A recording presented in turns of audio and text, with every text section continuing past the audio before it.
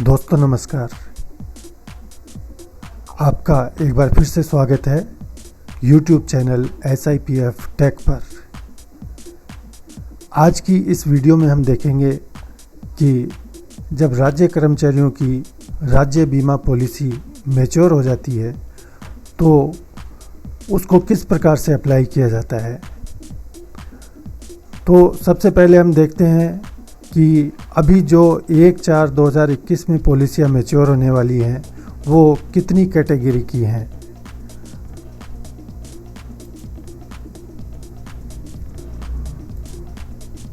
तो देखिए, पहली कैटेगरी वो है जो कि आम कर्मचारियों की पॉलिसियाँ हैं, जो कि आम कर्मचारी 60 ईयर की एज पर रिटायर होते हैं, उनकी मैच्योरिटी क्लेम की पॉलिसियाँ हैं।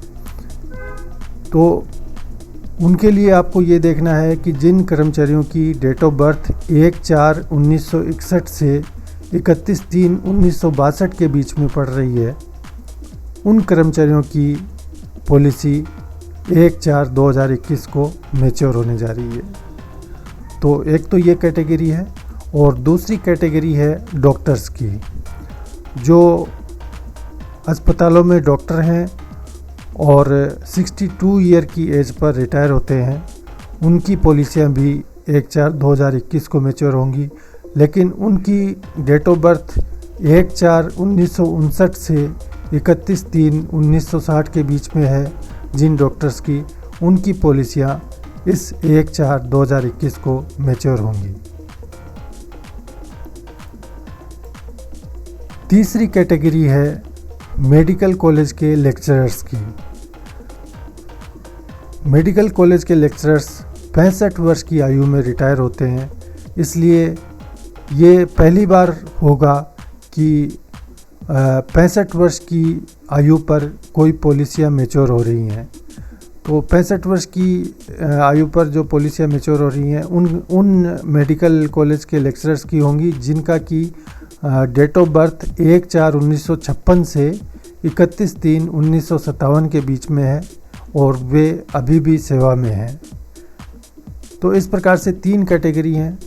आज की इस वीडियो में हम चर्चा करेंगे पहली कैटेगरी की, जो कि आम कर्मचारियों की पॉलिसियाँ मैच्योर होंगी, जो कि 60 ईयर की एज पर रिटायर होते हैं।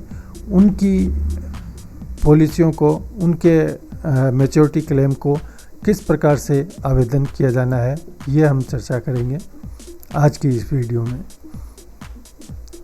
तो देखिए, आपके जो पॉलिसी बॉन्ड है उसके ऊपर डेट ऑफ मैच्योरिटी लिखी होती है। डेट ऑफ मैच्योरिटी 1/4/2016 भी हो सकती है, 1/4/2019 भी हो सकती है और 1/4/2021 भी हो सकती है। तो आपको इस पर ध्यान कम देने की ज़रूरत है। आप तो अपनी डेट ऑफ बर्थ पे ध्यान रखिए कि डेट ऑफ बर्थ अगर 1/4/1961 और 31/3/1962 के बीच में पड़ रही है तो आपकी पॉलिसी 1/4/2021 को मैच्योर होने वाली है। ये अलग अलग मैच्योरिटी डेट इस कारण से है कि अगर किसी कर्मचारी की पॉलिसी तब जारी हुई थी जबकि 55 वर्ष की आयु में रिटायर हो जाया करते थे, तो उनकी पॉलिसी बॉन्ड के ऊपर मैच्योरिटी की डेट 1/4/2016 मिलेगी। और अगर कोई कर्मचारी किसी कर्मचारी का अपॉइंटमेंट तब हुआ है जबकि वो 58 वर्ष की आयु पर रिटायर हुआ करते थे, तो उनकी पॉलिसी बॉन्ड पर मैच्योरिटी की डेट 1/4/2019 मिलेगी।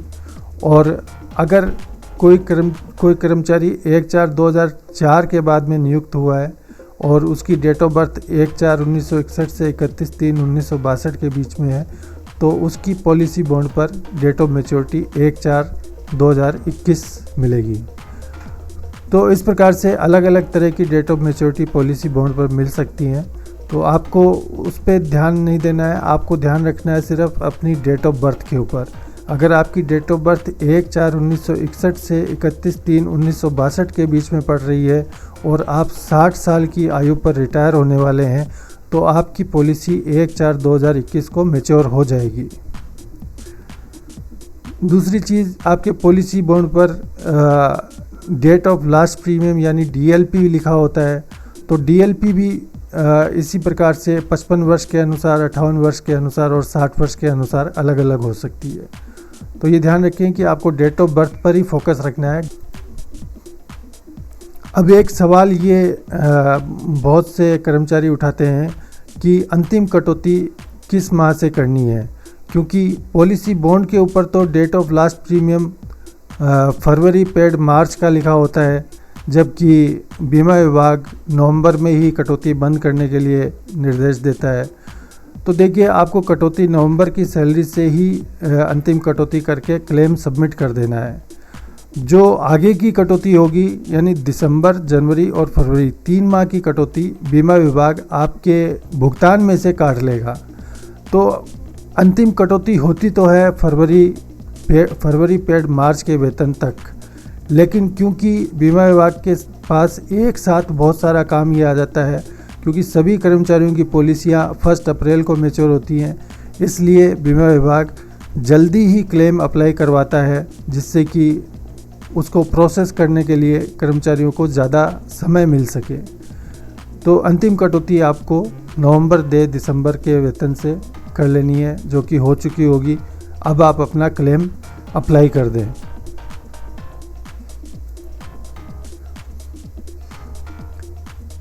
क्लेम कैसे अप्लाई करना है, तो देखिए, क्लेम अप्लाई करने के 2 रास्ते हैं।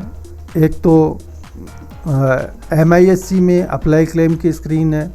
ये वाली स्क्रीन कस्टमर के पास भी अवेलेबल है और DDO के पास भी अवेलेबल है।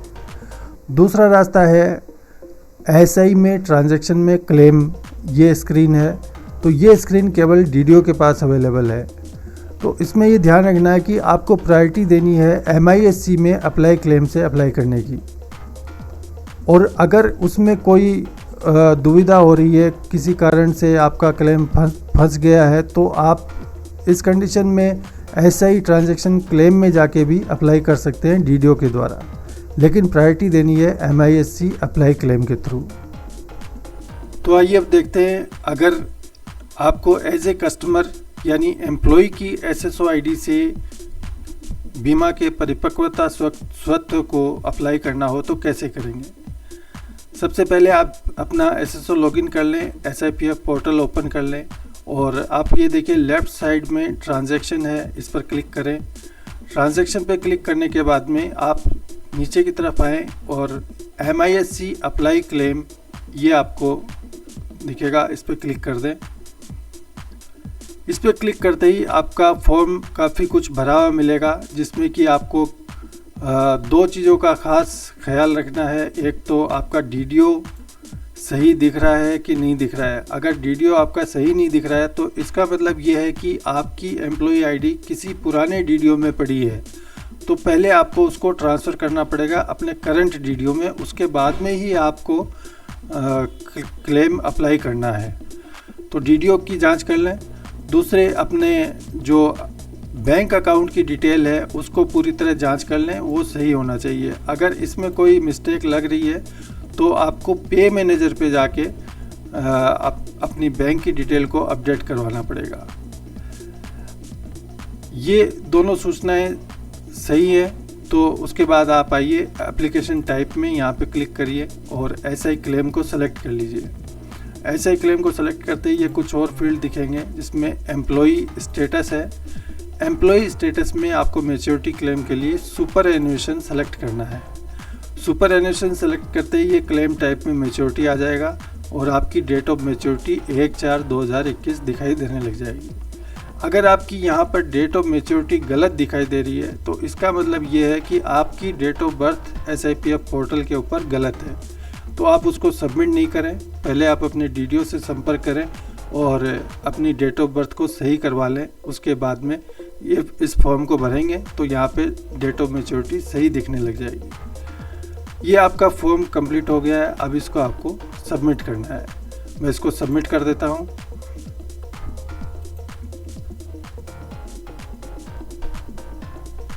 इस क्लेम को सबमिट करने के बाद आप पेंडिंग टास्क में आ जाएं और पेंडिंग टास्क में आपको यहाँ पर नीचे वो आपका क्लेम एक लाइन में दिखाई देगा। आप उसके ऊपर क्लिक करके क्लेम फॉर्म का प्रिंट निकाल सकते हैं और अगर आपको यहाँ पर एज ए कस्टमर लॉगिन में क्लेम फॉर्म का प्रिंट निकालने में दिक्कत आ रही है, तो आप डीडीओ से भी इसका प्रिंट निकाल सकते हैं। तो यहाँ तक का प्रोसेस है कि कस्टमर को, एम्प्लॉय को अपना मैच्योरिटी क्लेम खुद कैसे आवेदन करना है। अभी हम चलते हैं आगे डीडीओ के लॉगिन में कि जो हमने क्लेम अप्लाई किया वो वहाँ पर दिखाई दे रहा है या नहीं दे रहा। तो दोस्तों आइए अब देखते हैं कि डीडीओ मैच्योरिटी क्लेम में क्या करेगा, डीडीओ का क्या रोल रहने वाला है। तो मैंने अभी एज ए डीडीओ लॉगिन कर लिया है। अगर एम्प्लॉय ने अपनी एसएसओ आईडी से क्लेम आवेदन कर दिया है तो डीडीओ को वो पेंडिंग टास्क में मिलेगा। डीडीओ पेंडिंग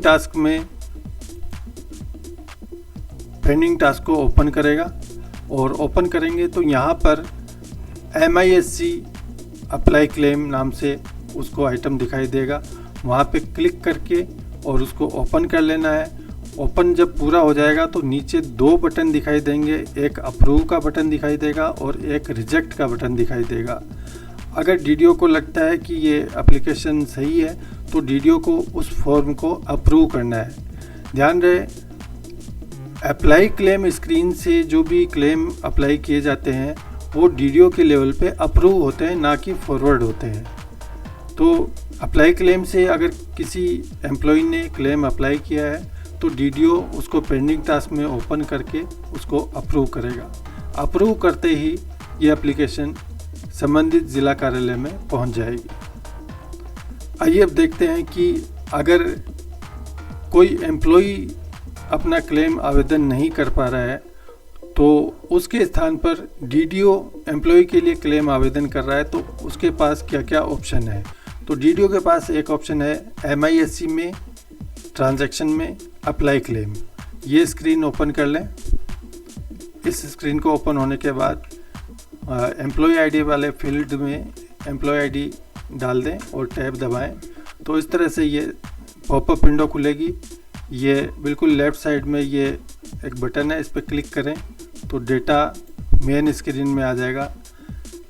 यहाँ पर क्योंकि डीडीओ ही अप्लाई कर रहा है तो वो करेक्ट डीडीओ से ही अप्लाई कर रहा है तो इसलिए डीडीओ का नाम सही आएगा।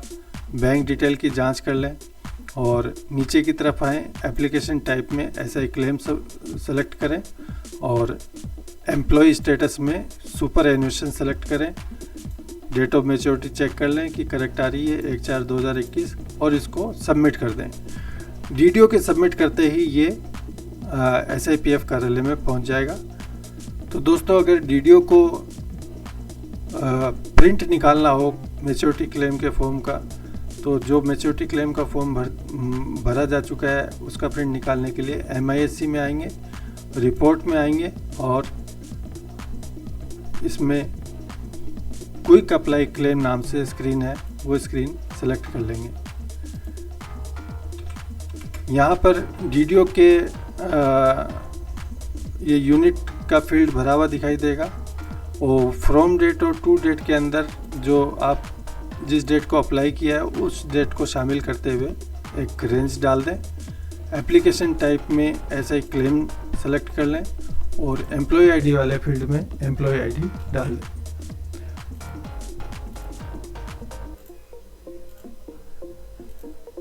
इस प्रकार से आप सर्च बटन पर क्लिक करेंगे तो आपको आपने जो क्लेम एम्प्लॉय ने जो क्लेम अप्लाई किया है या डीडीओ ने जो MISC के थ्रू क्लेम अप्लाई किया है उसकी रिपोर्ट यहाँ पर दिखाई देगी। इस रो के ऊपर कहीं पर भी आप क्लिक करें तो आपका एप्लीकेशन फॉर्म ओपन हो जाएगा। इस फॉर्म का प्रिंट निकाल लें और इसके साथ में जो अटैचमेंट लगाने हैं वो लिस्ट इसमें नीचे की तरफ दी हुई है, वो सभी अटैचमेंट इसके साथ में लगा के GPF कार्यालय को प्रस्तुत कर दें। तो ये था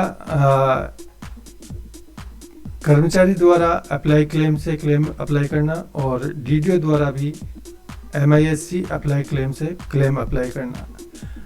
अब आइए आपको बताते हैं कि अगर अप्लाई क्लेम के द्वारा क्लेम अप्लाई नहीं हो पा रहा है या उसमें कोई विसंगति हो गई है। तो डीडीओ के पास एक और ऑप्शन रहता है कि वो एसआई में जाएगा, एसआई में ट्रांजैक्शन पे क्लिक करेगा और इसमें क्लेम नाम से स्क्रीन दिखेगी।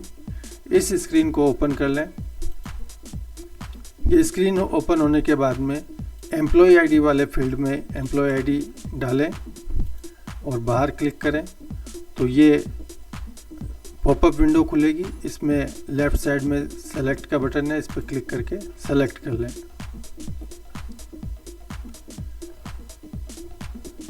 तो देखिए ये स्क्रीन हर केस में काम नहीं करेगी। अगर किसी का बीमा का रिकॉर्ड ऑनलाइन नहीं हुआ है तो ये ऐसा ही क्लेम वाली स्क्रीन, ये स्क्रीन काम नहीं करेगी। तो उस केस में तो MISC अप्लाई क्लेम के थ्रू ही क्लेम आवेदन करना पड़ेगा। तो मैंने सेलेक्ट करने के बाद ये मेरे रिकॉर्ड्स फिल हो गए हैं। अब यहाँ क्या करना है, ये इन सर्विस के पास में चेक बॉक्स है, ये टिक है, इसको अनटिक करना है। इसको अनटिक कर दीजिए और एम्प्लॉय स्टेटस में सुपर एन्युएशन सेलेक्ट करिए।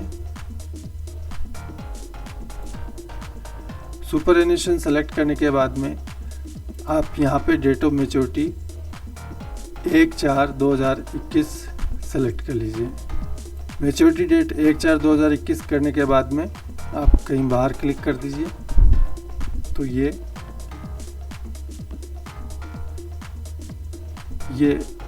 सारा रिकॉर्ड आ जाएगा।